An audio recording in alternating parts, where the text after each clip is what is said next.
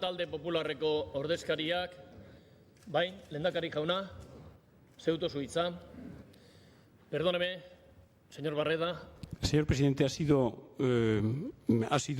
creo, mencionado el Gobierno y el desbarajuste del Gobierno a los efectos de justificar lo que, sin duda, si algún desbarajuste habría que explicar, es el desbarajuste de los grupos parlamentarios en esta Cámara. Miren ustedes, quiero decirles una cosa que he mantenido con una cierta discreción.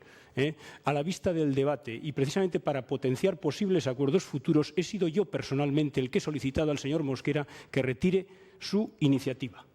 Porque creo que tenemos sobre la mesa un camino que podemos andar entre todos, precisamente en base a la iniciativa por ustedes presentada.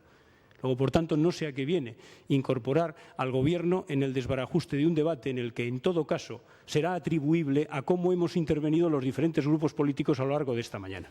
Yo estoy dispuesto a asumir todas las responsabilidades del Gobierno en relación con lo que hago y con lo que no hago. Pero, por favor, seamos también responsables en relación con las imputaciones que hacemos a las instituciones. Repito, he sido yo el que he trasladado y agradezco profundamente, quiero hacerlo públicamente, al señor Mosquera el que ha hecho la solicitud de retirada de la iniciativa y quiero agradecer públicamente que el señor Mosquera lo haya posibilitado y de esta manera impedir que siguiéramos con un debate absurdo cuando vamos a tener próximamente un debate en el que a mí me gustaría que fuéramos capaces entre todos de construir.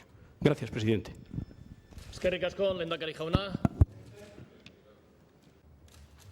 Bai, zertarako, Egiguren jauna. ¿Para qué? Ha sido aludido la intervención mía en concreto y, por tanto, tengo derecho a réplica. Lógicamente tiene que ser aludida alguna intervención porque sobre algo hay que hablar, pero no ha sido usted aludido directamente, por lo tanto no tiene usted... Señor presidente, quiero manifestarle mi total desacuerdo, puesto que cualquier intervención provoca... Le llamo a la orden como continúe usted utilizando el micrófono porque no está usted en el uso. Pero vamos a ver, señor presidente, yo tengo derecho a réplica, en base al artículo del reglamento. De la aplicación del reglamento. ¿Qué artículo es el que está aplicando usted?